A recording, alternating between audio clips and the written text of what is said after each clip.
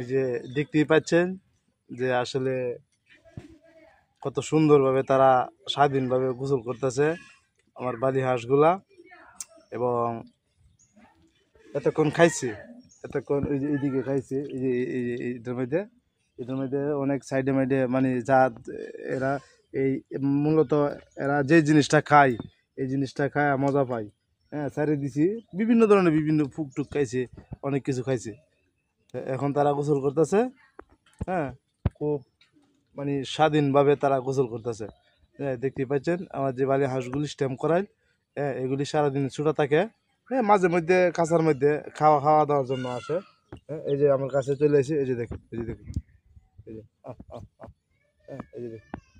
হ্যাঁ, আমার কাছে চলে এসে মানে স্ট্যাম্প করা জিনিস আসলে যে পালাতে কত একটা ভাল লাগে। হ্যাঁ, হ্যাঁ, খাবারের সময় লই কাছে একবারে একবারে কাছে এসে পড়বো। হ্যাঁ, এমনিতেও গোসল করার পরে কাছে এসে পড়ে এই যে এই যে দেখুন, এই যে, হ্যাঁ, এই যে আমার হাতের মধ্যে টুকর দিতেছে, এই যে দেখুন, এই যে আহ আহ আহ আহ আহ আহ আহ আহ আহ আহ আহ আহ আহ আহ আহ আহ আহ এই যে আসলে জিনিসগুলি আসলেই একটা সুন্দর এবং মায়ার জিনিস। তবে দুঃখের বিষয় আমার দুইটা ফাইটার মুরগা ছিল, কিছুদিন আগে ঠান্ডা লাগছিল, ট্রিটমেন্ট করছি, ট্রিটমেন্ট করার পরে মারা গেছে। তো আসলে আমি আফসোস করি না, দুইটা মুরগা প্রায় 12,000 টাকা মাল ছিল।